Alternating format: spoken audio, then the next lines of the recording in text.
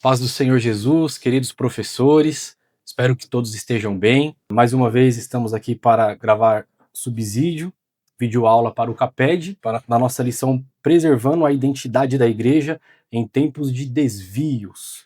Nós estamos hoje na lição número 12, Firmes contra o Liberalismo e o Relativismo Moral. O meu nome é Bruno Castro e eu congrego no Jardim do Estádio. Estou aqui dessa vez com o querido irmão Alessandro, que também vai fazer uma saudação. Saúde a todos, professor, com a paz do Senhor Jesus. Meu nome é Alessandro, congregarei no Clube de Campo. Estamos aqui para mais uma videoaula. Eu tenho plena certeza que será um momento de edificação para as nossas vidas, nesse momento que passaremos juntos aprendendo a poderosa palavra do Senhor. Eu acredito que os professores podem iniciar essa aula contextualizando, fazendo um link, principalmente das duas últimas aulas, né? Porque fazendo menção das duas últimas aulas que foram ministradas, vencendo a apatia evangelística e reagindo à falta de impacto na sociedade, uma das formas de vencer a apatia evangelística e de reagir à falta de impacto na sociedade é justamente permanecer firme contra o liberalismo teológico, né, mais especificamente, e permanecer firme contra o relativismo moral. Então esse posicionamento nosso enquanto igreja, enquanto cristãos, eu creio ser muito importante. Eu acho que tem uma sequência lógica aqui, né, que o pastor Éden, comentarista da revistinha, ele colocou.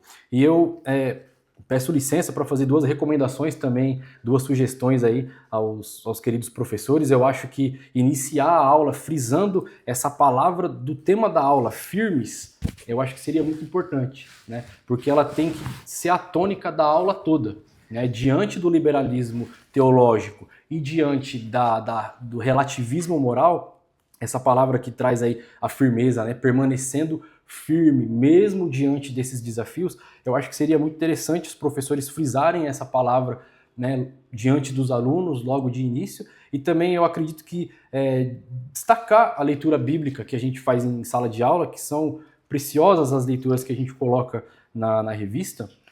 Eu creio que a leitura bíblica revela o como nós vamos fazer isso, né? No versículo 2, eu destacaria a longanimidade e a doutrina. Então, como que a gente permanece firme diante de tantos desafios? Longanimidade e com doutrina. E não é com pouca longanimidade e pouca doutrina, mas é com toda longanimidade e com toda doutrina. Então, parece que são alguns detalhes, mas não são. São algumas menções decisivas que nós temos na leitura bíblica, né? E além disso também, no versículo 5 nós temos aí de maneira sóbria, né, sofrendo, porque isso muitas vezes traz ali um peso, é um desafio que nós enfrentamos, então com sobriedade e também sofrendo as aflições para fazer a obra de um evangelista. Então tudo isso é importante, a longanimidade é importante, a correta e sã doutrina é importante, e fazendo isso com muita dedicação, com muita sobriedade também. E aí eu acredito que nós podemos entrar na introdução, não é, irmão Alessandro? E o pastor Éden, ele provoca, né, sempre a gente aí com algumas boas palavras aí. A igreja, né, vive numa época desafiadora e nós temos a verdade na sociedade, eu digo, né, nós estamos numa sociedade que a verdade ela tem sido ou substituída ou misturada com mentiras. Né? E são duas coisas que, embora ambas as coisas são prejudiciais e fatais para a igreja, né? Mas eu acredito que a mistura é ainda pior do que a substituição, porque a substituição ela é plena, ela é escancarada, ela é admitida, e é muito ruim também. Mas quando não se tem uma plena substituição, apenas uma mistura daquilo que é verdadeiro com aquilo que é mentiroso, isso pode ser um pouco pior, um pouco mais perigoso, porque nem sempre a gente consegue perceber a mentira instalada ali, porque ela está misturada com a verdade, né? Ela está com roupa de verdade. Então, acho que logo a princípio, na introdução, chamando bastante a atenção dos alunos, né, fazendo essa leitura tanto da Bíblia quanto a leitura da sociedade na qual a gente vive, eu acho interessante provocar os alunos nesse sentido. Né? Substituição, e pior do que substituição da palavra, da verdade, perdão, a mistura da verdade com a mentira. Quando nós olhamos para essa aula e a pensar na introdução, que hoje nós vamos falar um pouco sobre a teologia liberal, nós não vemos que a teologia liberal ela começa na Alemanha com o estudo da alta crítica, mas ela começa no Jardim do Éden, com uma roupagem de cristianismo, que o irmão falou, pega a verdade, mas distorcendo a palavra de Deus e desconstruindo aquilo que Deus disse na sua palavra, que é inspirada, inerrante e infalível. Né? Então, o primeiro teólogo liberal foi o próprio Satanás, que lá no jardim disse, foi isto mesmo que Deus disse. E muitas vezes, quando nós se deparamos com teólogos liberais, é sempre desse pressuposto que eles vão falar, mas foi isso mesmo que você aprendeu na igreja? É isso mesmo que você está aprendendo? Então, para nós começarmos a pensar nessa aula, nós pegamos esse ponto que o irmão falou, que é um ponto-chave dessa características que se usa a palavra de Deus, mas assim distorcendo e fazendo um link, que o irmão foi muito feliz no comentário, com reagindo à falta de impacto na sociedade. A teologia liberal ela nunca vai impactar a sociedade, muito pelo contrário, ela vai a favor da sociedade que jaz no maligno, porque eles vão negar os pontos fundamentais da fé cristã. Então, o versículo 5 que vai falar, mas tu sê sóbrio em tudo, sofre as aflições e faz a obra de um evangelista. Então, quando nós olhamos para esse quadro que nós estamos vivendo e quando nós olhamos desse posicionamento que nós temos que estar firme, quando nós cumprimos a nossa visão de evangelista de uma forma simples, o evangelista é aquele que pega a palavra, que vai ganhar almas, nós conseguimos impactar a sociedade, resgatarmos a verdadeira doutrina, a doutrina ortodoxa, e assim refutar os falsos mestres. Mas sempre precisamos estar alerta, porque ele entrou lá no jardim, e hoje isso tem entrado em nossas igrejas por lobos disfarçados de ovelhas. Então nós precisamos estar muito atentos, porque o discurso dele é muito bom, as oratórias dele são muito boas, e muitas vezes nós ficamos impressionados com os currículos acadêmicos. E às vezes colocamos essas pessoas nos nossos púlpitos, colocamos essas pessoas na nossa escola dominical, fazemos congressos, convidamos essas pessoas e eles acabam entrando assim como a serpente entrou de uma forma sutil e vai contaminando o povo de Deus, falando, foi isso mesmo que Deus disse, uma espécie de doutrinação que isso acaba entrando na mente das pessoas e depois para reverter isso é muito difícil. É verdade. Antes de entrarmos propriamente dito no panorama que nós trouxemos aqui sobre a teologia liberal em si, eu queria destacar só mais uma coisa que o pastor Éden colocou aqui na introdução, que o liberalismo teológico, bem como o relativismo moral, eles representam um grande perigo, né? E nós precisamos ter consciência desse desafio. Então eu acredito que uma das primeiras coisas que a gente tem que fazer quando toma contato com essa realidade é entender que isso de fato representa um perigo. Porque se eu não desconfiar que existe, por exemplo, perigo de flechas vindo sobre mim, perigos de espada vindo sobre mim, eu jamais vou levantar um escudo para me defender. Então, da mesma forma, a gente não levanta nenhum escudo para se defender, espiritualmente falando, se a gente não desconfiar que isso seja um perigo. Então, trazer essa consciência para a realidade da prática da igreja, né, para a vivência da igreja, é muito importante. Existe um perigo, existe um alerta e nós precisamos levantar o nosso escudo para nos defender. Sobretudo, eu acho que, em última análise, essa lição toda ela vai tratar da verdade, né, em dois sentidos. O amor pela verdade que nós temos e a luta pela verdade. Porque eu acho que nós temos que... são os dois lados de uma mesma moeda, não é verdade? Então nós estamos prezando pelo que hoje, aqui nesses comentários, né, nessa lição número 12, cada professor em cada congregação está prezando pela verdade. Mas nesses dois sentidos, o amor que temos pela verdade e a luta que nós prestamos em relação à verdade, quando resistimos, quando permanecemos firmes ali contra todo tipo de distorção bíblica também. E aí nós entramos então no primeiro tópico, né, entendendo os desvios do liberalismo teológico e o relativismo moral. Aí o pastor Éden ele traz aí de forma bem clara, bem sucinta também o que é, no tópico A, o que é o liberalismo teológico. Eu acho importante os professores darem um panorama para a sala de aula, né, ambientarem ali, embora espiritualmente falando, como o irmão Alessandro falou, isso daí começou no Éden, né, começou com Satanás. Né? Mas na história, principalmente na história recente agora da igreja, 200 anos para cá, nós precisamos entender o ambiente europeu, sobretudo, né, no país ali da Alemanha.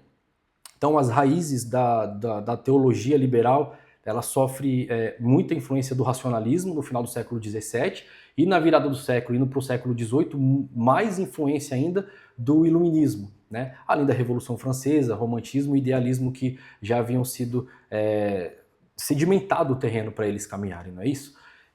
Eu trouxe uma definição aqui, eu peguei do novo dicionário de teologia, que é escrito pelo David Wright e pelo Sinclair Ferguson, e tem o J.I. Park como editor ali, como consultor, né?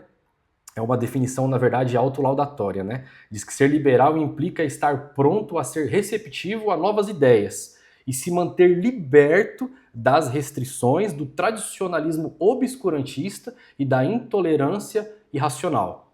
Então, a princípio, o que é o liberalismo? Não existe teologia liberal sem um liberalismo que abarca todo o escopo da sociedade. Nós precisamos entender isso.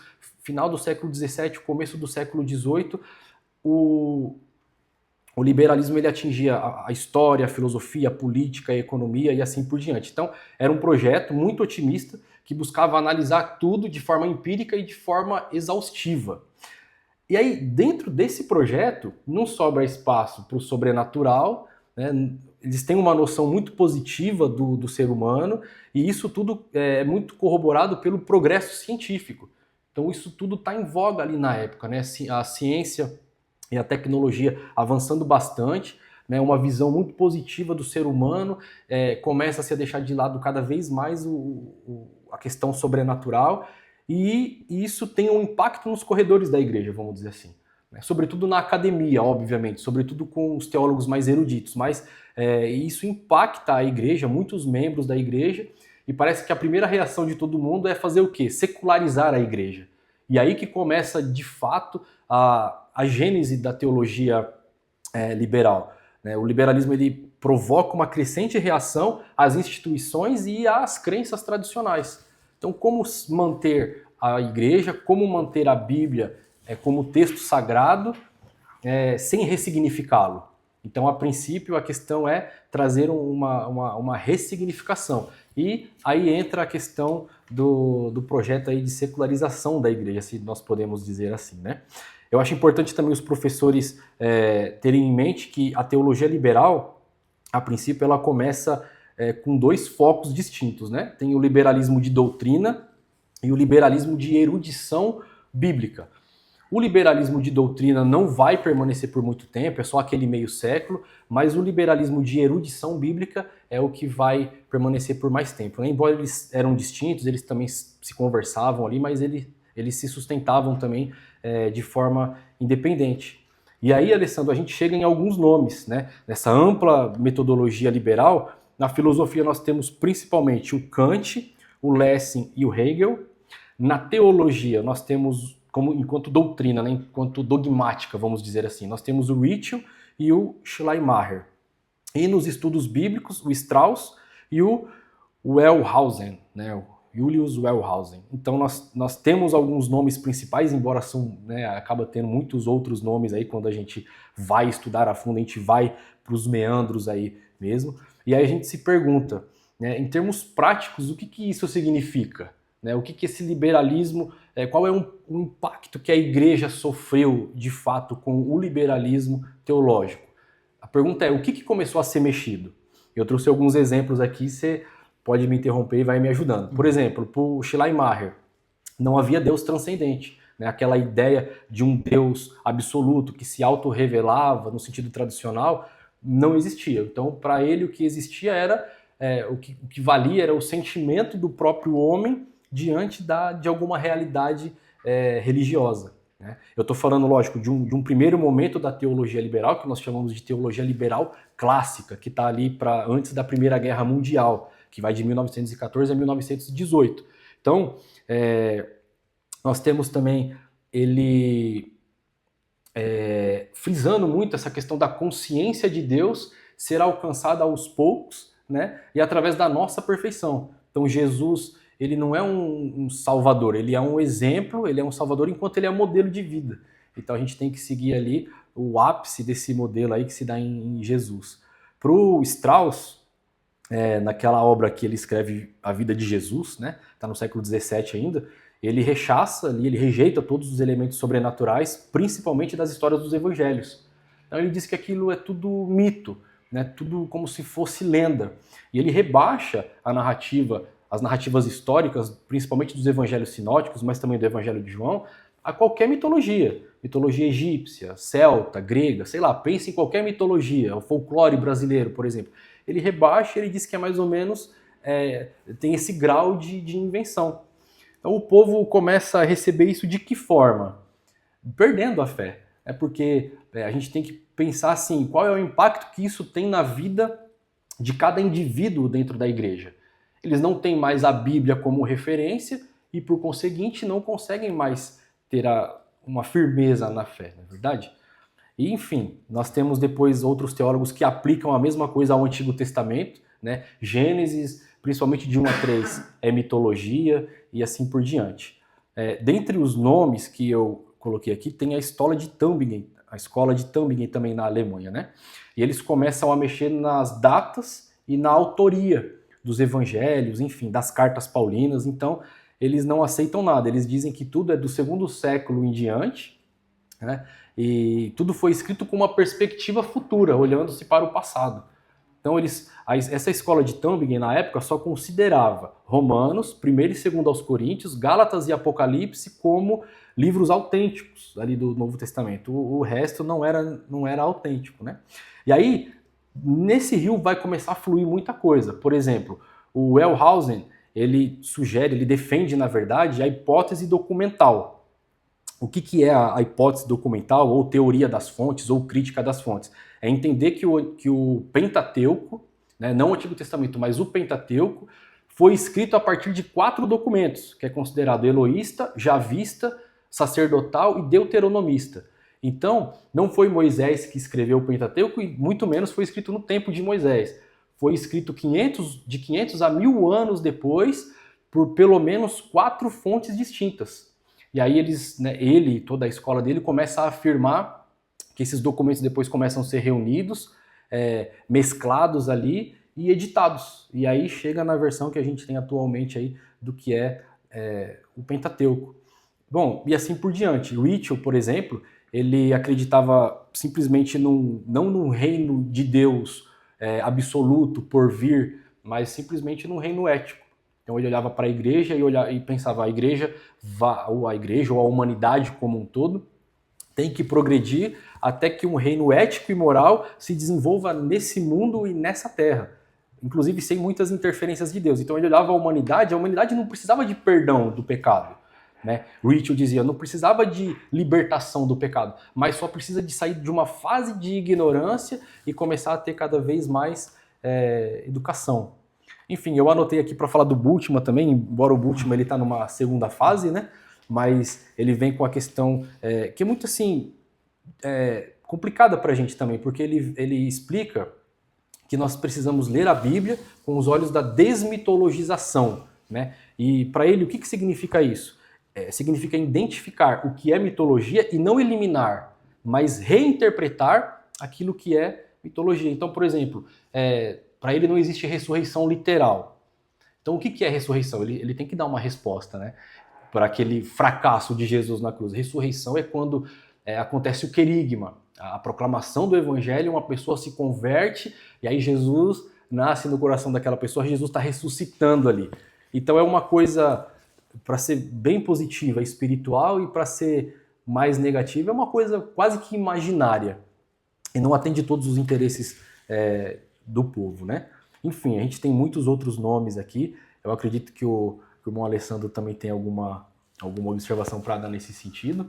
Quando nós falamos assim da teologia liberal, eu separei um trabalho de Bultmann, né? Porque quando eu estava no seminário, meu trabalho foi justamente sobre isso, sobre Rudolf Bultmann, a teologia da desmitologização. Eu tive que fazer o trabalho e apresentar as refutações.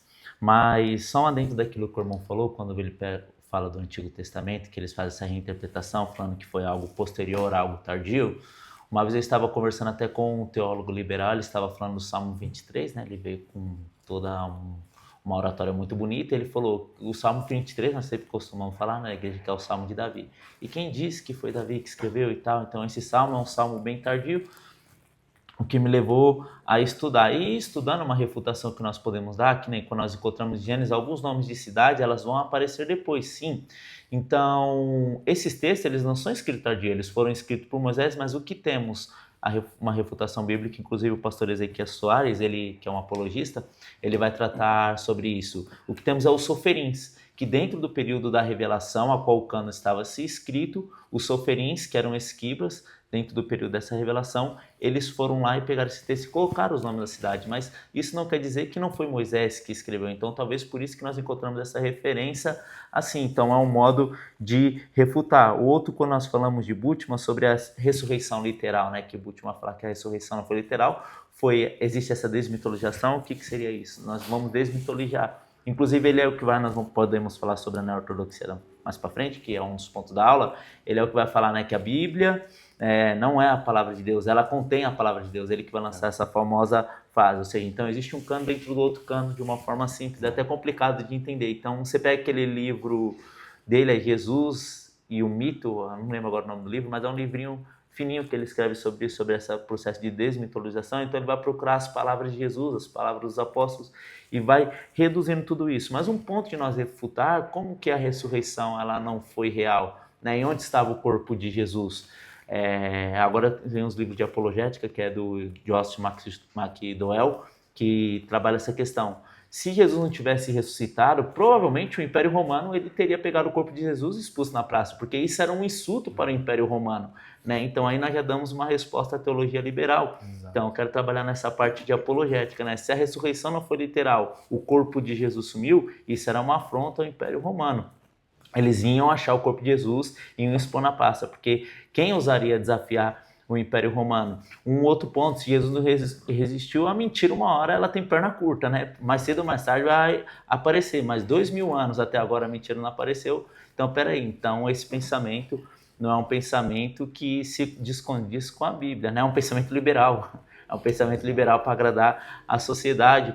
Um outro ponto, uma pessoa poderia morrer por uma mentira, né? Se eu conto uma mentira por irmão, o irmão pode acreditar que é verdade e acabar morrendo por isso, outra pessoa também, mas depois de um tempo as pessoas vão falar, peraí, eles estão morrendo, mas é uma mentira, então vamos parar com isso, vamos abandonar que isso é passageiro, né? Mas milhões de pessoas têm morrido, inclusive na atualidade, então existe esse ponto. Então quando nós falamos da ressurreição de Jesus, nós falamos literal, o próprio apóstolo Paulo ele vai testificar sobre isso.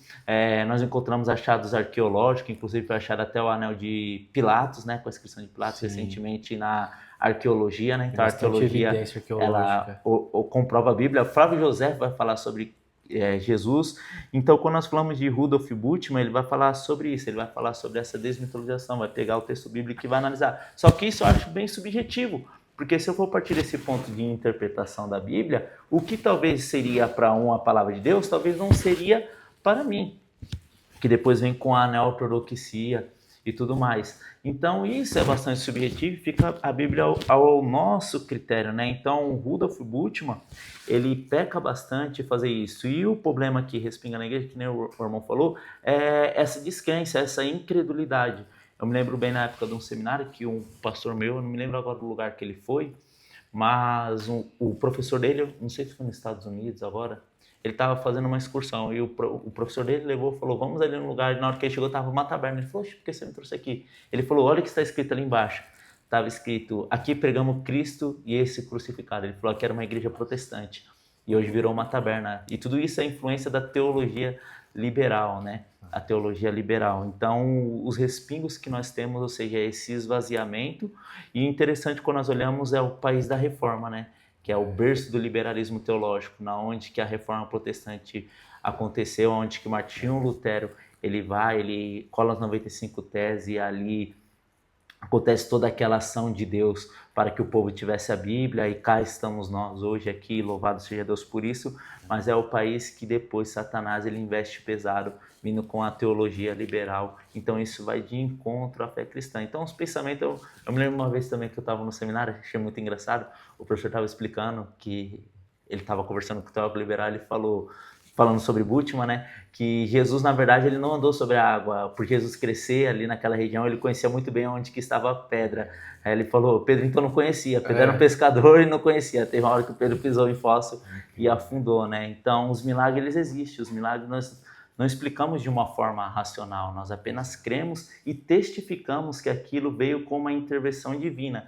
Então, o grande ponto da teologia liberal é isso, então os milagres não existem, eles estão escritos ali para nós tirarmos o ensino moral daquilo que aconteceu. O pecado, ele não existe, e esse é um ponto complicado, que é o que nós vamos entrar depois no que é o relativismo moral.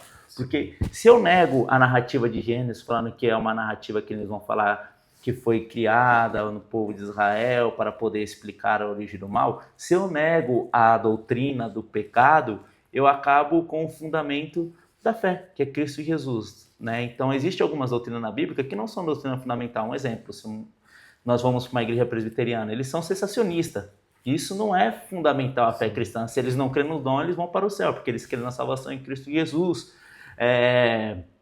Os calvinistas, embora não pensar nisso, não é uma doutrina fundamental, porque eles também confessam que a salvação está em Cristo Jesus, tudo mais. Mas quando eu nego o pecado, isso sim é uma doutrina fundamental, que nem se fosse uma pirâmide de lata. Eu tiro uma lata de baixo, então desmorona toda a fé. Porque se não existe pecado, não tem noção de ter um Salvador. Então eles vão reduzir apenas uma vida aqui e agora. E o próprio apóstolo Paulo falou, se nós esperamos Cristo nessa vida, somos mais miserável pecador. Então o pecado, ele é tão real quando a vinda de Jesus é. Então precisamos estar firmes contra o liberalismo teológico. Verdade. Sem a queda, sem o pecado, não há condenação e não há necessidade de redenção, nem de reconciliação. Não faz sentido do cristianismo. Enfim, acho que os 6 principais aspectos do liberalismo teológico, e esse é o 6º que eu coloquei aqui, se os professores quiserem, de uma forma sumária, aí, compartilhar também com a sala, eu coloquei assim, o primeiro é o propósito de adaptar ou diluir pontos essenciais da fé cristã.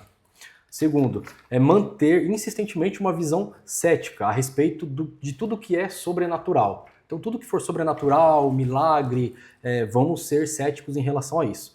Terceiro lugar, manter uma visão da Bíblia como simplesmente um registro humano, ou seja, passível de falha, né? E não é a revelação divina, é registro humano. E aí, com isso, abre-se uma tolerância para uma pluralidade de teologias que muitas vezes estão contraditórias entre si mesmas, não é verdade? Então isso é muito perigoso também. Em quarto lugar, a ideia de uma ordem imanentista ou subtrinitariana, que é assim, Deus opera principalmente nos desenvolvimentos sociais, culturais, filosóficos, morais e estéticos da humanidade. Mas não existe uma cristologia encarnacional. Não existe Deus se tornando homem, não existe nascimento virginal, por exemplo. Então, quem é Jesus? Ele é um pioneiro de um modelo de gente para a gente segui-lo como um grande mestre moral, um grande sábio. E nós devemos segui-lo, isso é a nossa salvação. Né? Enquanto que se isso for a nossa salvação, ninguém seria salvo, ninguém daria conta de ser exatamente como Jesus. Embora nós somos chamados a ser como Jesus, mas como consequência da nossa salvação, e não como causa para a nossa salvação. Inclusive, eles nem consideram a salvação como nós consideramos tradicionalmente, nós que somos mais ortodoxos, né? Salvação para eles é a humanidade bem desenvolvida. Mas, enfim, em quinto lugar, uma visão excessivamente otimista da capacidade da humanidade civilizada perceber a Deus, e aí eles começam a incluir outras religiões. A humanidade, não a igreja, mas a humanidade como um todo, tem uma facilidade, enquanto civilização, ela tem uma facilidade em perceber Deus. Então, esse sentido, ele repousa sobre todas as religiões. Isso é um perigo muito grande, porque vai gerar hostilidade e aversão em relação à obra missionária, por exemplo. Para que evangelizar? Não há necessidade. Obras sociais ou justiça social dá conta, ou um simples testemunho dá conta e substitui a missão da igreja. Inclusive chama a missão da igreja de proselitismo, né, de uma forma um tanto pejorativa. E em sexto lugar, o que o irmão Alessandro já adiantou, né, eles negam a queda, né, a culpa que sobreveio sobre a humanidade, né, a impureza e a condenação, e se a queda não existe, a cruz não precisa existir, a expiação dos pecados não precisa existir, a justiça de Deus e a justificação não precisam existir, o retorno de Cristo, tudo é reduzido ao nível do mito, ao nível da lenda, né? Enfim, em suma, essa era a essência do liberalismo teológico clássico. É importante nós frisarmos isso, que está antecedendo ali a Primeira Guerra Mundial. Então nós estamos final do século XIX, início do século XX, percorremos um pouco mais aí de 50 anos. Eu só quero abrir um parêntese aqui, e não dizer que tudo que nós estamos falando a respeito da teologia moral e vamos falar da neo-ortodoxia, não significa que hoje não existem alguns pontos ativos ali, de repente, alguma leitura que a gente faça, né? Existe teologia liberal hoje em dia, e a gente, de certa forma, lê teologia hoje em dia que mantém alguns pontos e alguns desafios dessa teologia aí de mais de 150 anos ativos até hoje. Então eu não posso ser ingênuo, né, e dizer que não houve contribuição ou que ela morreu por completo. Ela não morreu por completo, né? Claro que não tem como medir isso daí. Só se a gente fosse muito profundo aí e analisasse cada nome aí, cada autor em toda a sua obra, mas a gente não tem como medir tudo isso daí. Mas fechando esse parêntese, eu trouxe uma fala do Miller Erickson. Ele diz assim, que essas distinções entre essas várias teologias liberais, porque elas são plurais na verdade, né?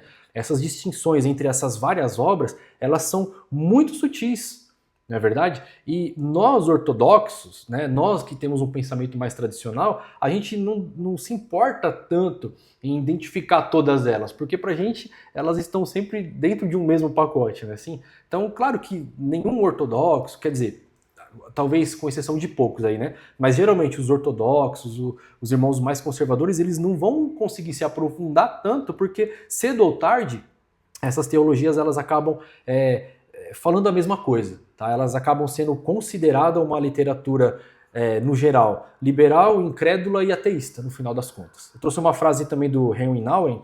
Ele diz assim, que a teologia liberal é uma teologia de um Deus sem ira, que introduziu homens sem pecado em um reino sem juízo pela ministração de um Cristo sem a cruz.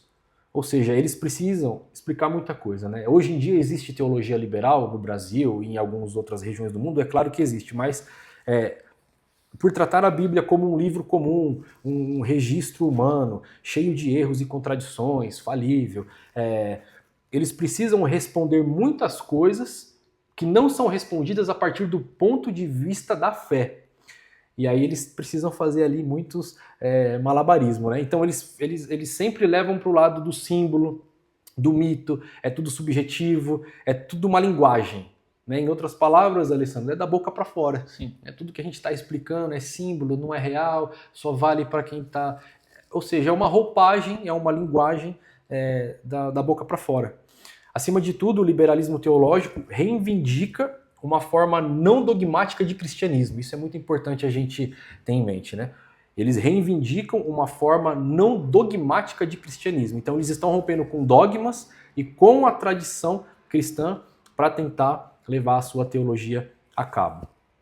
E assim por diante, né? Então, a partir de um certo momento, nós começamos a enxergar o declínio do liberalismo teológico clássico, tá? Com o racionalismo, ok? Mas principalmente com o evento da Primeira Guerra Mundial, que vai de 1914 a 1918. Então, eles olham para aquilo ali e torna-se evidente que o mundo não estava assim progredindo tão bem, né? Então a guerra, essa guerra mundial, essa guerra sangrenta, ela rui esses pressupostos tão otimistas em relação à humanidade civilizada. E aí, coincidentemente ou não, no ano seguinte, 1919, o Karl Barth lança o famoso livro dele, que ele comenta a Carta aos Romanos. Então, um ano depois, surge Karl Barth, muito inteligente, muito perspicaz nesse cenário aí, da chamada teologia dialética, na verdade, né? Ou teologia da crise. Na verdade, era teologia da crise, teologia dialética, que é a neo-ortodoxia também. E ali, não somente o Karl Barth, mas o Emil Brunner, né? Dizem que para entender o Karl Barth tem que ler o Brunner, por exemplo. E eu já li muito do Brunner também. Diz que ele foi muito influente no Japão. E tem outros, né? O Reinhold e o Richard Niebuhr, por exemplo, eles fazem parte dessa escola que a gente começa a entrar agora, que é a neo-ortodoxia. Então não é à toa que o pastor Eden, ele coloca aqui em relação, para entendermos também a neo-ortodoxia. Por quê? Ortodoxia era ainda uma tentativa de manter pontos fundamentais da reforma protestante, e neo porque era de uma nova forma, o neo vem de novo, né? Então como eles vão tentar fazer isso, é isso que a gente tenta ver aqui, e tem alguns furos nesse sentido aí, a neo-ortodoxia. A gente volta para o ponto B já, né, que é o relativismo moral. Então, eu acredito que o Bultmann, ele faz parte já dessa escola, ele está nessa época, né? O Bultmann, o Tillich, o Goldgarten, o Bonhoeffer, por exemplo, eles estão nesse momento posterior, em que a igreja, de modo geral, os teólogos já estavam mais desiludidos com a teologia liberal clássica, e eles estavam agora formando de uma outra maneira, com uma outra perspectiva um pouco diferente, com uma outra esperança, o que depois veio a ficar conhecido como neo-ortodoxia, né? Nova ortodoxia. É claro que não é só o Barth e esse pessoal que reage. Tem uma outra ala, que depois foi conhecida como fundamentalismo, que reagiu também à teologia liberal, e nós precisamos frisar isso, porque eu acho que foram 12 volumes que foram escritos, né, o The Fundamentals, então, só que foi nos Estados Unidos, se eu não me engano. Então são 12 volumes escritos de 1910 a 1915. Então, quando estava ainda no início da Primeira Guerra Mundial.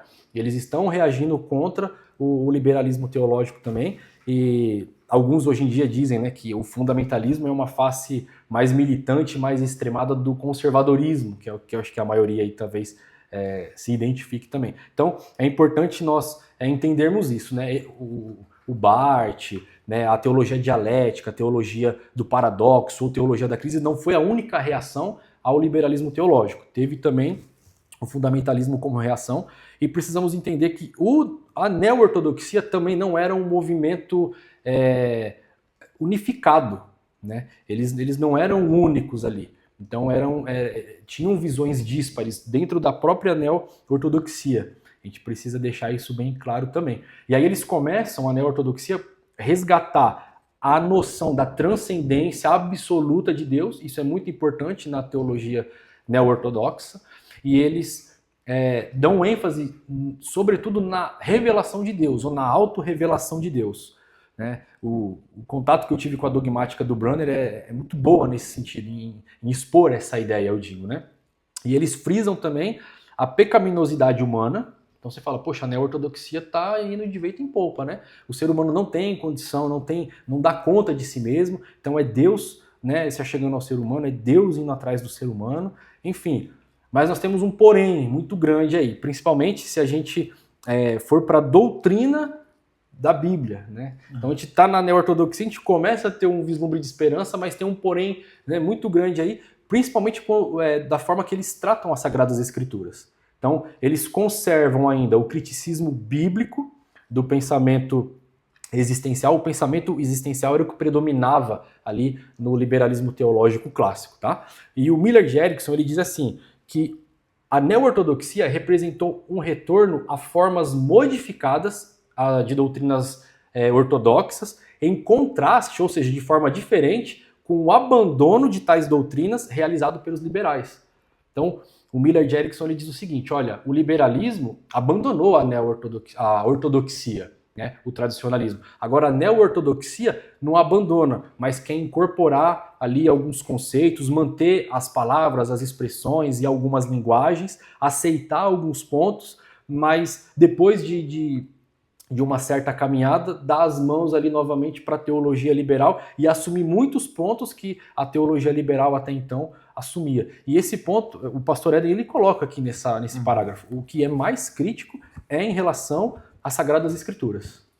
Porque quando nós olhamos principalmente por Karl Barth, inclusive aquele livro da Editora Nova, né, Teologias Contemporâneas, quem vai falar um pouco sobre Karl Barth é Jonas Madureira, vai escrever. E muitos falam que Karl Barth ele foi um dos maiores vultos teológicos do século passado. Então, Barth ele tem bastante pensamento da teologia liberal, só que ele vai fazer isso? Quando chega na Bíblia, ele vai entender que a Bíblia tem erros, ele vai falar, né, que a Bíblia tem erros. Então, ele admite. Então, o que acontece? Eu entendo a neo-ortodoxia só uma roupagem nova da teologia liberal do que era. O que eles fazem, de uma forma simples para nós poder entender? Eles não admitem claramente o que a teologia liberal eles admitiam. Então, eles não admitem de uma forma clara. Você não vai ver parte falando isso de uma forma clara. Você não vai ver, inclusive, Bonhoeffer, ele foi um homem que testemunhou a fé, ele foi martirizado e tudo mais. mas eles não admitem de uma forma clara. É claro que também quando nós olhamos para a vida desses homens, nós encontramos também um resgate disso que foi importante, entre aspas, que é a doutrina fundamental, que é a doutrina do pecado. Porque quando nós olhamos para o liberalismo teológico, se não tem pecado, então eu posso viver a minha vida da qualquer forma. Mas Karl Barth ele vai fazer isso. Para mim é até um pensamento confuso, principalmente quando eu leio Karl Barth, eu não li sobre Romano, eu li algumas coisas sobre a dogmática dele, que foi o grande trabalho que ele fez, mas sobre questão da Bíblia, porque ainda fica subjetivo, né? Então, quais partes? Fica o meu critério, que é então o que eles falam que é a teologia da experiência, né? Ou seja, então é um cano dentro do outro cano. Eu vou ler as escrituras e dentro daquilo que não é a palavra de Deus vai ser aquilo que Deus ele vem a falar comigo. Então é dar essa experiência que o leitor ele tem para com Deus. Mas se eu estou lendo um exemplo, livro de Atos dos Apóstolos, capítulo 2, e ali o Senhor não falar comigo, eu não tiver essa experiência, eu não me envolver e outras partes faz. Então, isso fica muito subjetivo e abre espaço para as pessoas fazer o que, né? Então, o que ele chama dessa teologia da experiência, esse ponto que o irmão falou, contato do transcendente com nós, com a criatura, né? Então, isso ainda há um grande problema. Então, eu entendo que a teologia neo-ortodoxa ela nada mais é do que um liberalismo não confessante. Ela não consegue se livrar de alguns bicho-papões, vamos dizer assim, sim, que até então eles estavam... Porque assim, o Barth, a gente também, assim, a gente precisa entender uma coisa, que o Barth estava insatisfeito com a teologia liberal. O que é insatisfeito com isso? Ele estava insatisfeito com a sua formação teológica e com os seus mentores, com os seus professores. Então há um rompimento inicial ali, não só dele, mas, lógico, de uma turma toda aí, né? Mas aos poucos que eles vão desenvolvendo, eles não conseguem se livrar de algumas lógicas, né? Isso é importante dizer também. A gente precisa deixar bem claro que a gente não pode reduzir neo-ortodoxia a bartinianismo, são coisas distintas. O Barth é chamado de o pai da neo-ortodoxia, né? E tudo bem, alguns defendem, alguns refutam isso, mas a gente tem que fazer justo também assim, ele era um homem brilhante, ele escreveu muita coisa boa, ele teve uma insatisfação com o liberalismo teológico, mas, e assim, ele teve também 2 ou 3 fases durante a vida dele de focos distintos na construção da sua teologia. Então você vai ler o Barth de 1919, 20, 22. Em 22 ele já faz uma segunda edição de Romanos, por exemplo. E um Barth mediano e um Barth tardio, ele tem ênfases distintas também, né? Mas no final das contas ele não consegue amarrar essas pontas aí, fechar esse pacote e entregar a Bíblia como palavra de Deus. Ele diz que a Bíblia é teologicamente confiável. O que isso significa? Que a Bíblia é um livro comum, mas se em determinado momento na leitura desse livro, ou no querigma desse livro, na exposição, Deus falar comigo, aí ela torna-se palavra de Deus, mas ela não é palavra de Deus. Então existe uma diferença muito grande em tratar a Bíblia como palavra de Deus, autoritativa, infalível, inspirada por si só, e tratar a Bíblia como um meio. Então a Bíblia é o quê? Para o Barth, para o Brunner e para uma turma toda aí. É um meio que pode ser somente teologicamente confiável à medida que Deus se auto-revela através do livro, assim como Deus pode se revelar através de várias outras coisas. A gente confunde porque, assim, eles falam muito de Bíblia, de palavra de Deus falando. Tem uns escritos muito bons do Barth, né? A teologia evangélica do Barth é muito boa. Ele tem algumas afirmações ali que você fala, não tem nada mais ortodoxo do que isso daqui. Mas conforme você vai juntando ali página por página, ponta a ponta, aí, você vai para as conclusões finais em alguns pedaços ali, você vê que eles estão mantendo termos, expressões conservadoras e ortodoxas, mas atribuindo um sentido diferente para muitos dos textos, né? E eles usam ali, nesse segundo momento a gente está depois já falando de uma teologia liberal, se a gente avançar um pouquinho e for para meados do século XX, depois da Segunda Guerra Mundial, eles começam a resgatar o existencialismo lá do Schleiermacher, por exemplo. Então eles começam de novo essa ênfase, né, na experiência, né, no que sentiu, e aí você perde a Bíblia como referência. Né? Vamos dizer assim, no afã de salvar a Bíblia, eles perdem a Bíblia pelo meio do caminho, enfim.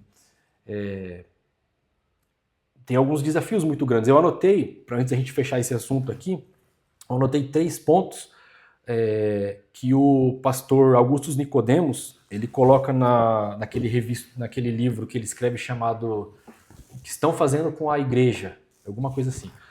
Primeira coisa, ele diz assim, a neo-ortodoxia conservou a crítica destrutiva à Bíblia, presente antes no liberalismo teológico. Então, a neo-ortodoxia está dizendo o quê? Não tem problema que tem erro, só que a gente não pode tropeçar no erro. Né? Então, a neo-ortodoxia está dizendo assim, os liberais erraram porque eles consideravam as falhas e os registros humanos como um erro e rejeitavam. Nós não. Nós estamos deixando Deus falar com a gente através dos erros, e isso é um ato milagroso de Deus. É quase o Deus escreve certo por linhas tortas, e as linhas tortas é a Bíblia, no caso aqui, né? Então eles dizem isso. O maior milagre é Deus falar com a gente através de falhas bíblicas, de registros mal colocados na Bíblia. E aí, o que acontece? Eles vão descartar afirmações dos liberais, como por exemplo, descartar não, eles vão manter, né, alguns erros dos liberais. O Pentateuco era aquela edição de 4 fontes, né, javista, eloísta, deuteronomista e sacerdotal. O Isaías, ele é dividido em 3 Isaías, então são 3 autores de Isaías, tudo com datas tardias, tudo para dizer assim, não tinha soberania de Deus, não existia plano prévio e soberano de Deus na história do homem. Foi tudo escrito depois, né, na maioria dos casos depois do exílio, olhando para trás, interpretando a história e sabendo já do que havia acontecido. Então eles querem tirar todo o elemento sobrenatural do registro bíblico. Embora a neo-ortodoxia almeja pelo sobrenatural direto de Deus, mas eles não reconhecem isso nas Sagradas Escrituras. E isso é uma contradição muito grande, né? Então eles não vão considerar, por exemplo, a narrativa de Gênesis de 1 a 3 como histórica, é um mito, né? O Evangelho de João, enfim, os evangelhos sinóticos tinham muitos erros, não tinha nada de história deles. Quase todas as cartas paulinas foram escritas por outros autores e assim por diante. Então, a neo-ortodoxia se afasta muito da ortodoxia nesse sentido quando nós focamos Bíblia Sagrada. E alguns dizem que a neo-ortodoxia não é a neo-ortodoxia, mas é o neoliberalismo. Então é um novo liberalismo disfarçado, não é uma neo-ortodoxia no sentido de reaver alguns pontos que haviam sido enfraquecidos ali da ortodoxia. Até porque, irmão Bruno, ortodoxia é ortodoxia, nós não precisamos de uma neo-ortodoxia, nós precisamos ver aquilo que os apóstolos fizeram, perseveraram na doutrina. É simples assim, né? Nós não precisamos de uma nova ortodoxia. Se a gente pensa numa nova ortodoxia, a gente está admitindo que a velha não era ortodoxia. É quase isso, né? Que você está falando, é uma lógica muito boa. Os apóstolos que escreveram, os profetas que escreveram. Então nós estamos negando a Bíblia quando nós admitimos uma ortodoxia. Então nós já temos a ortodoxia fundamentada. É verdade. O segundo ponto que o Nicodemos coloca, ele diz assim, que a neo-ortodoxia faz separação entre palavra de Deus e escritura, como nós temos falado, né? Então, a palavra de Deus é Jesus, escritura, que é a Bíblia de papel, é outra coisa, nós não podemos confundir isso daí, né? Isso daqui é a palavra de Deus, na medida que ela se torna a palavra de Deus, quando Deus eventualmente usa o texto para falar conosco. Então, a Bíblia é uma simples testemunha da revelação ou da autorrevelação da palavra. A gente não tem essa consistência bíblica, a gente não tem nenhuma referência bíblica forte, né, eu diria, na neo-ortodoxia. Né? Cedo ou tarde eles vão acabar admitindo que a Bíblia é falha, enfim, que a Bíblia tem erros e assim por diante. Ao contrário de nós, os ortodoxos, que cremos na inspiração, na inerrância, na infalibilidade das Sagradas Escrituras, né? E, em terceiro lugar, o Augustus Nicodemos, ele diz que a neo-ortodoxia considera irrelevante para a fé a veracidade dos relatos bíblicos. O que significa dizer isso? Que não importa se foi histórico ou não, não importa, seja lá o que aconteceu, a gente tem que crer na narrativa dos apóstolos, na narrativa do querigma e na narrativa do texto quando Deus falar com a gente. Então, se Jesus morreu na cruz ou não, ressuscitou ou não, isso não tem tanta importância. O que tem importância não é realmente se isso realmente aconteceu, é a declaração dos discípulos. Então nós caímos de novo no da boca para fora, né? No mito, no folclore. Vamos crer no folclore, ser otimista em relação a isso, fechar os olhos, fazer figuinha e tomara que dê tudo certo. Qual que é o problema disso? O Karl Barth, ele admite que tem duas histórias, né? A história humana absoluta, concreta, bruta, real, e a história de Deus. Só que se a gente separa uma história da outra para a realidade das nossas vidas, a gente não precisa mais se preocupar com condenação nem salvação. A gente não precisa mais se preocupar com o céu, nem com o inferno, nem com reconciliação, e nem com os efeitos cósmicos e salvíficos na cruz do Calvário. Porque porque tudo não passa de mito, tudo não passa de alguma coisa que está dentro da minha cabeça, de algum imaginário. O Millard Erickson, ele diz que para eles, os neo-ortodoxos, olha só, a Bíblia não é palavra de Deus de um modo objetivo. Na visão ortodoxa, a Bíblia é a mensagem de Deus. E o que a neo-ortodoxia afirma, que ele nos diz, e isso não depende de que alguém leia, ouça, entenda ou aceite. Sua condição de revelação não depende de alguém responder positivamente a ela. A Bíblia é o que ela é. Então, embora, lógico, Deus nos deu a Bíblia para ser lida, ouvida, crida, traduzida e proclamada até os confins da terra, ela vai continuar sendo palavra de Deus, independente da reação dos ouvintes. Porque se tiver muitas reações negativas, né, segundo a neo-ortodoxia, ela não cumpre o seu papel enquanto palavra de Deus. Ela não foi um meio eficaz ali para cumprir ali os propósitos de Deus. Então, não só no liberalismo teológico, mas na ortodoxia, na neo-ortodoxia, nós perdemos a Bíblia como ponto de referência, se nós agarrarmos a todos os pontos, vamos dizer assim, da neo-ortodoxia ou do liberalismo teológico. Agarrar todos os pontos significa que cedo ou tarde eu estou rompendo com a Bíblia, né, enquanto escritura autoritativa, enquanto divinamente inspirada e outorgada à igreja como padrão e como referência aí, harmonizada para a fé cristã. E aí, lógico, uma das maiores vulnerabilidades que a neo-ortodoxia e a teologia liberal são pacotes distintos, tá? Embora, né, a gente reconheça ali muitas similaridades, mas são pacotes distintos, vamos dizer assim. Qual é a maior vulnerabilidade? A gente volta agora para o tópico B. Meu Deus, a maior vulnerabilidade cai naquilo que a gente chama de santificação. A santificação perde a razão de ser. Então, se a Bíblia é relativizada, a moral e a ética também vai ser relativizada, né? E nós temos que lembrar que a fé cristã não é uma fé da moral simplesmente, mas é uma fé moral e ética. E aí a ética e a moral caem nesse poço, nesse pântano que ninguém tem firmeza nenhuma para caminhar. Então existem muitas ideologias e muito tipo de teologia, enfim, que ainda bebem dessas influências teológicas liberais, que você não encontra nenhum ponto de apoio para santificação. Na verdade, tudo é generalizado, tudo é relativizado, e a gente não consegue, por mais que alguns digam que Jesus é o nosso modelo supremo de vida, a gente não consegue fazer o caminho que Jesus fez. Cedo ou tarde a gente começa a romper com alguns pontos bíblicos, a gente não encontra o caminho da santificação. E o pastor Eden, ele colocou isso de forma muito clara aqui em vários tópicos também, né? Então ele diz que são 5 tópicos, né? Surgem novas igrejas e denominações para as quais tudo é aceitável, ninguém deve sentir-se ofendido. Então a gente vê alguns sintomas da nossa sociedade do nosso tempo que a gente acha que começou a acontecer do nada. Não começou a acontecer do nada.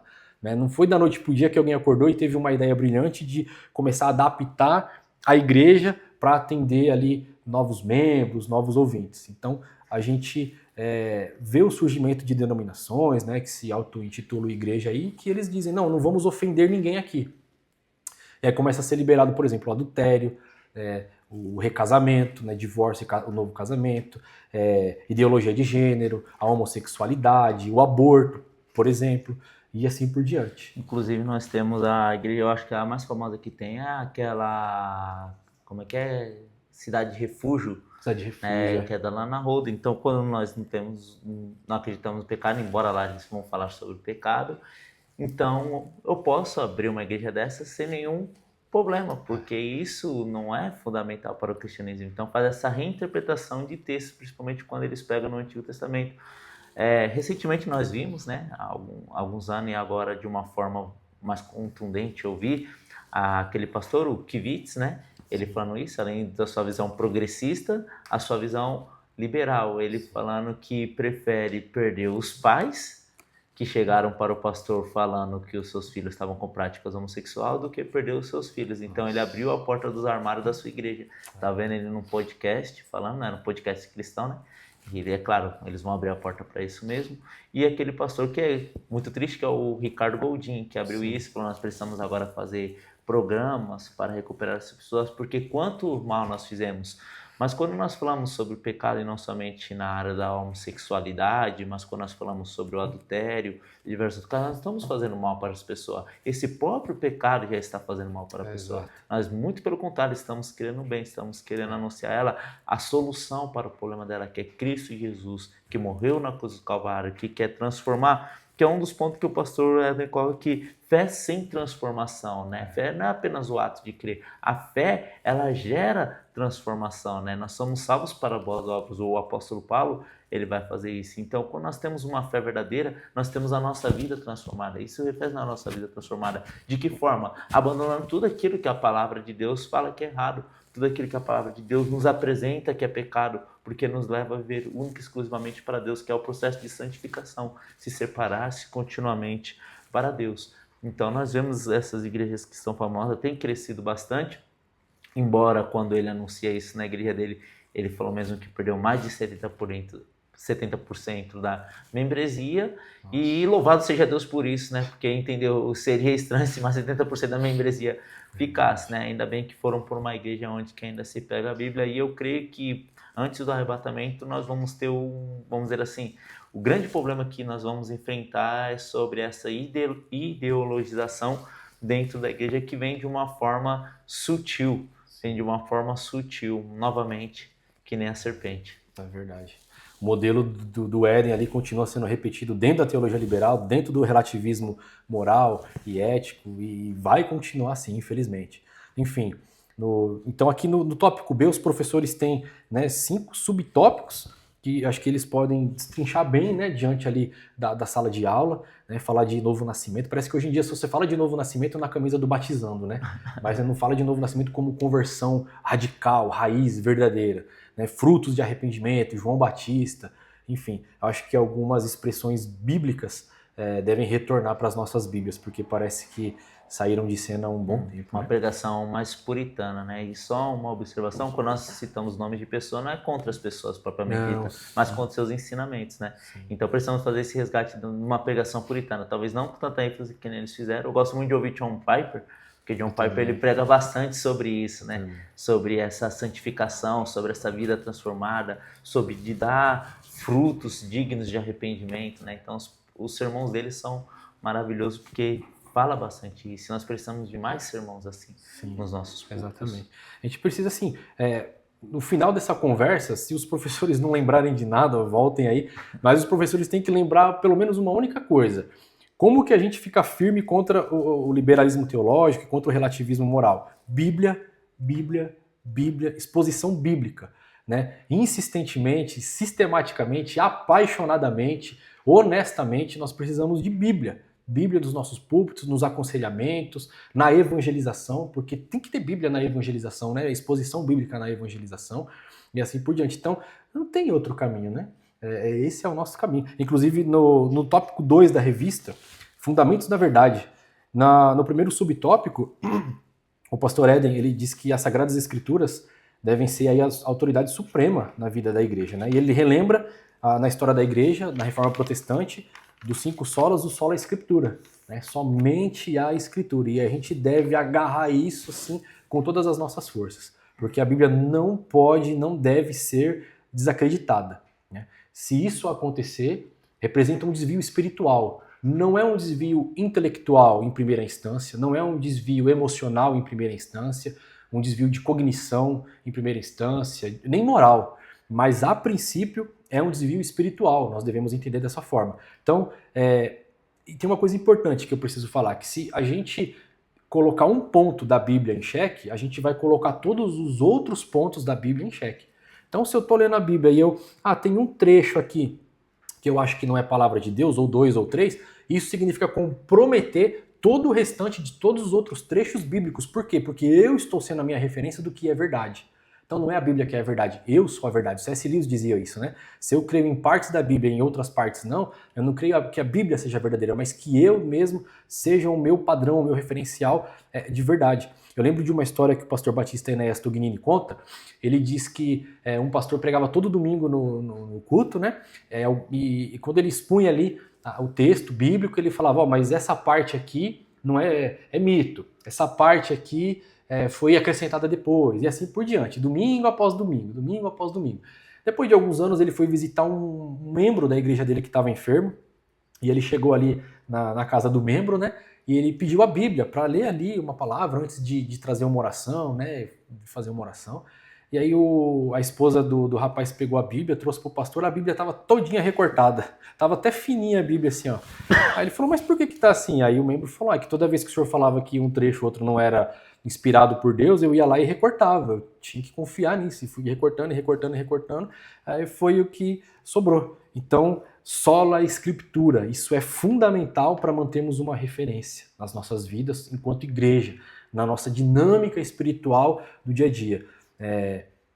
Não é que a nossa vida deve colocar a palavra em xeque, mas a palavra de Deus que tem o poder de colocar a nossa vida em xeque. Então, essa perspectiva ela deve ser alterada. Né? Não é os meus sentimentos e a minha experiência de vida que define a doutrina. É justamente o contrário. A doutrina correta, sã, saudável, verdadeira, que deve definir e reger a minha vida individual, coletiva, no meu pessoal, na minha família, na igreja e assim por diante.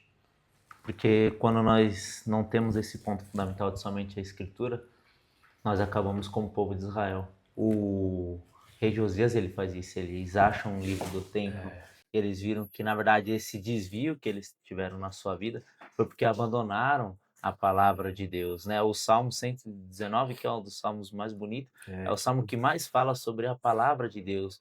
E alguns vão falar que foi Esdras que escreveu isso. É importante porque você vê que o povo se desviou. Então agora ele vai fazer um salmo reivindicando a autoridade da palavra de Deus. Você vê que o próprio Jesus, ele fala da palavra, ele chega na sinagoga, ele abre, fala, isso está escrito sobre mim. Exato. Os apóstolos falam isso, trazendo a história de Israel, trazendo até Cristo Jesus, né? Então nós não devemos abandonar a palavra de Deus, porque é lâmpada para os nossos pés, né? Aqui o pastor Adriano vai colocar, santificar-nos, na verdade, a tua palavra é a verdade. Então somente a Escritura nos basta. Hoje também é claro que não é dentro do ponto da aula, mas nós vemos que há bastante movimento de experiência aqui, buscar uma experiência, algo sobrenatural. Nós não precisamos disso, nós precisamos somente a Escritura, somente Cristo na nossa vida.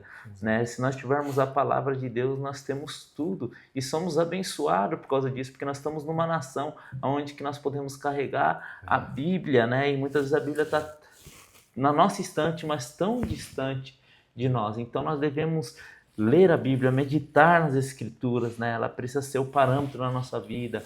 Se há algum pensamento errado, principalmente às vezes na faculdade, você encontra algum aluno seu que está frequentando a faculdade e talvez aquele professor dele está desconstruindo a fé dele, então se volte para a Escritura, porque a Escritura ela não há erro, né? Ela é inspirada, infalível, inerrante, né? Ela é a completa palavra de Deus. Nós não precisamos a mais nem tirar daquilo que está, porque ela é perfeita do jeito que ela é, e o Senhor assim o preservou ela para as nossas vidas. Amém. E esse é o grande presente de Deus para a nossa vida, né?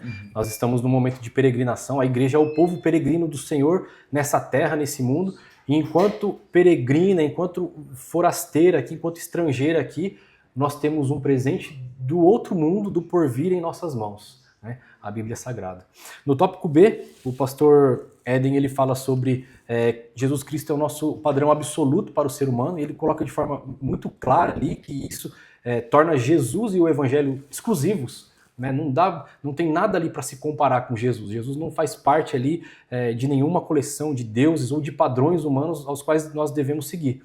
Eu só acho interessante, diante de tudo que a gente falou sobre a teologia liberal e até a neo-ortodoxia, os professores reforçarem, né, frisarem novamente o fato de que nós não somos salvos porque imitamos a Jesus. É o contrário. Jesus nos salvou, né, e na nossa comunhão com Ele nós não encontramos outro jeito de viver a não ser o seu jeito, né, de ser humano. Mas Jesus ele nos salva na cruz. A gente tem que entender isso, né? Jesus nos salva, né, com o poder da sua morte, da sua expiação na cruz do Calvário. A salvação tem esse efeito gigantesco. Não é que nós nos salvamos enquanto seguimos, por mais que seja um exemplo perfeito e supremo, mas nós não damos conta de fazer isso na íntegra para a nossa salvação. É porque a justificação é pela fé. Exato. Nós somos justificados pela fé. E a fé em quem? Cristo Jesus. É em Cristo Jesus que nós somos justificados do nosso pecado. Amém. Nós entramos então no terceiro tópico, Alessandro, que traz aqui para a gente de forma muito... O terceiro tópico, peraí que eu tô em outra lição aqui, gente. Traz mais 3 desafios aí pra gente, né? Mais 3 convocações aí, que é coragem para enfrentar, para confrontar o erro, né? Santidade como testemunho e o discernimento e a maturidade espiritual. São 3 coisas aí imprescindíveis aí quando nós estamos falando sobre permanecer firme contra essas 2 frentes específicas para essa aula, tá? Liberalismo teológico e contra o relativismo moral.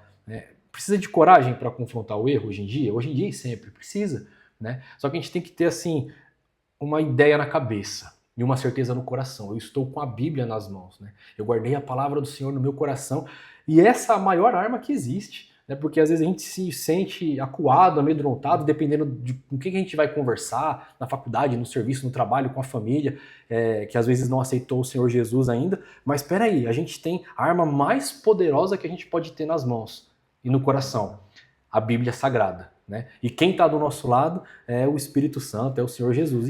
E assim, independente se tiver dificuldade ou não, nós precisamos dessa coragem, porque essa é a natureza da igreja. A natureza da igreja é proclamar o evangelho, custe o que custar, né? Lógico, com muito amor, muita sabedoria, muita compreensão, muita coerência, mas a igreja foi chamada para isso, né? Para confrontar o erro.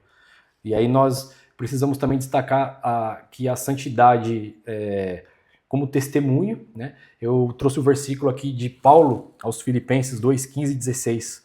Para que sejais irrepreensíveis e sinceros, filhos de Deus inculpáveis no meio de uma geração corrompida e perversa, entre a qual resplandeceis como astros no mundo, retendo a palavra da vida, para que no dia de Cristo possa gloriar-me de não ter corrido nem trabalhado em vão.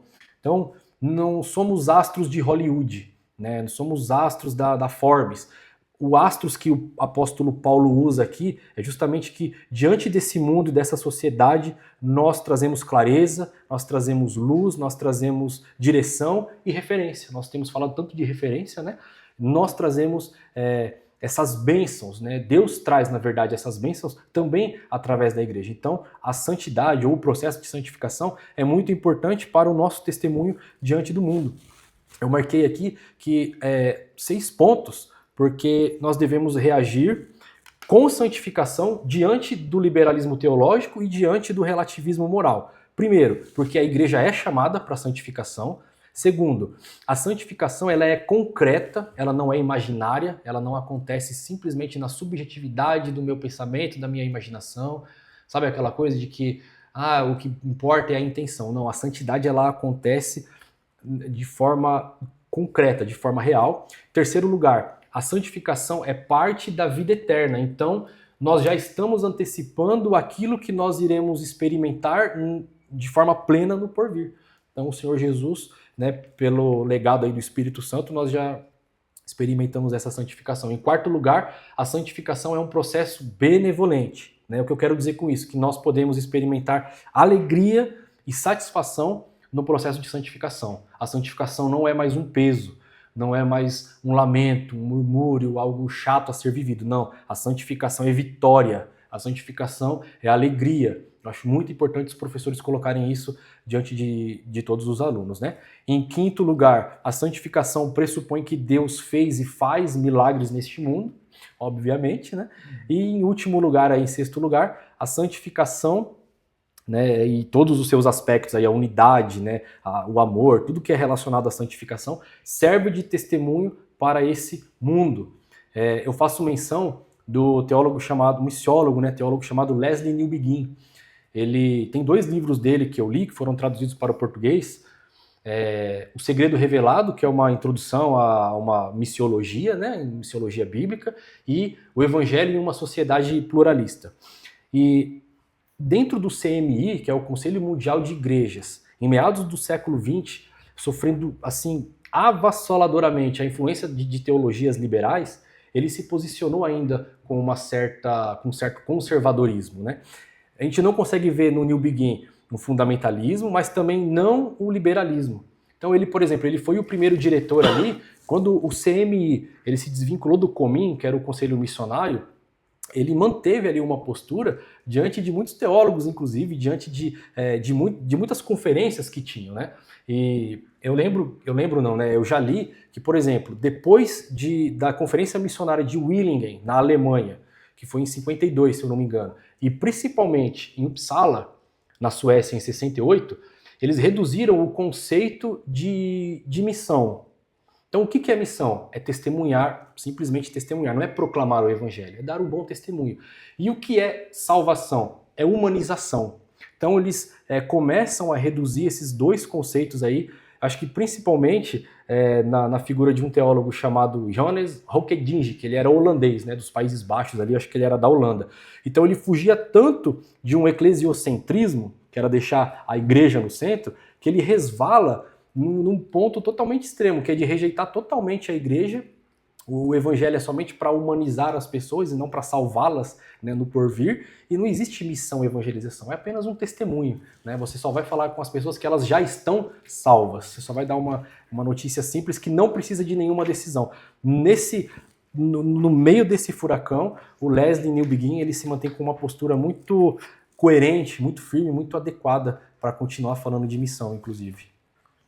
Então, quando nós olhamos para isso, nessa questão de santidade, nós vemos a característica daquele que realmente nasceu de novo, analisando dessa forma. E isso serve para, realmente reflete na sociedade. Um exemplo, se nós pegamos um bairro onde que é totalmente vive uma vida imoral, aonde que o evangelho chega e as pessoas ali são transformadas, isso é o processo da salvação, isso mostra a santidade, isso reflete numa sociedade. E aqui nós estamos trabalhando para uma sociedade melhor, mas nós estamos trabalhando para anunciar Cristo para as pessoas. Então isso traz o que? Um resultado para o mundo. E no ponto C que vai falar sobre discernimento e maturidade espiritual, acho interessante que além do discernimento espiritual que nós devemos ter o discernimento bíblico e teológico também. Porque entra no primeiro ponto, coragem, que o irmão falou, não somente coragem, mas coragem mais o conhecimento, né? Porque às vezes nós temos coragem, como bons pentecostais, nós pedimos sempre, e pentecostais clássicos, pedimos auxílio do Espírito Santo, né, para testemunhar. Mas nós precisamos também ter o discernimento bíblico e doutrinário, porque muitas vezes acabamos de não dar uma resposta para aquele que questiona sobre a nossa fé. Às vezes nós encontramos muitos jovens, né? Tem muitos jovens, às vezes assim, com dúvidas que entraram na faculdade sobre questões da fé, questões simples. Quem era a mulher de Caim?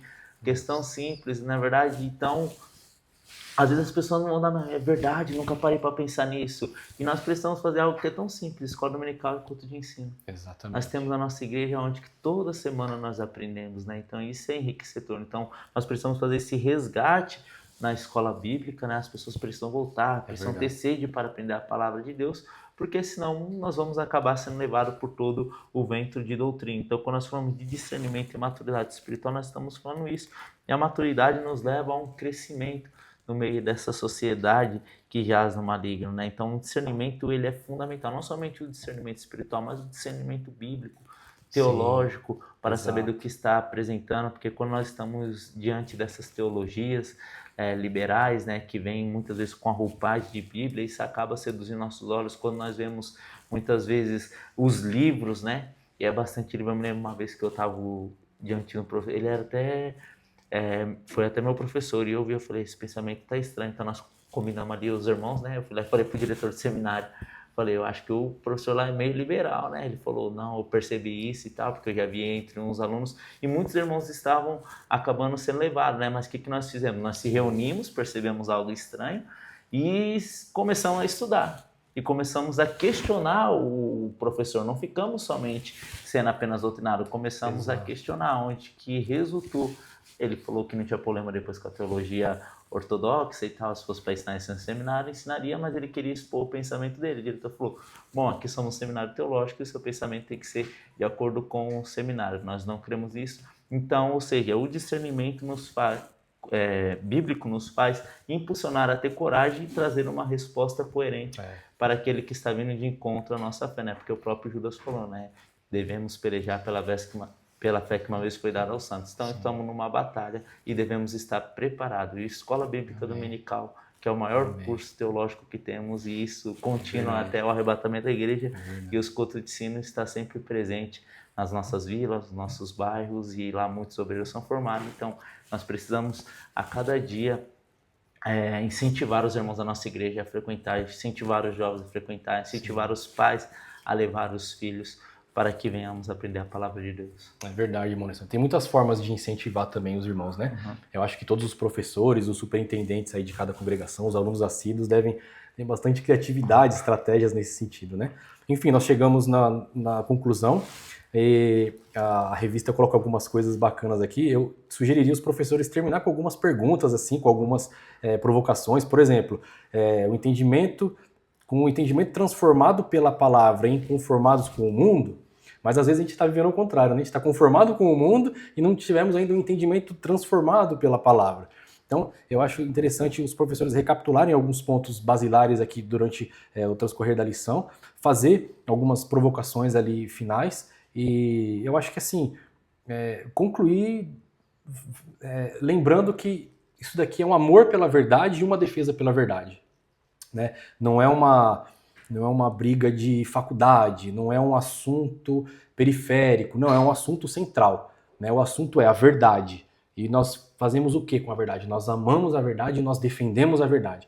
Eu acho que esses dois pontos têm que ficar muito bem explícitos. Aquilo que eu estava falando, Bíblia, Sagradas Escrituras, exposição cristocêntrica, falar do Senhor Jesus com insistência, né? Com honestidade, apaixonadamente também, domingo após domingo, e quarta-feira, e de segunda, seja o dia que tiver culto na igreja, enfim, eu acho muito importante que na sala de aula uma coisa fique clara: a importância da Bíblia deve transbordar o meu devocional particular ou os momentos da igreja.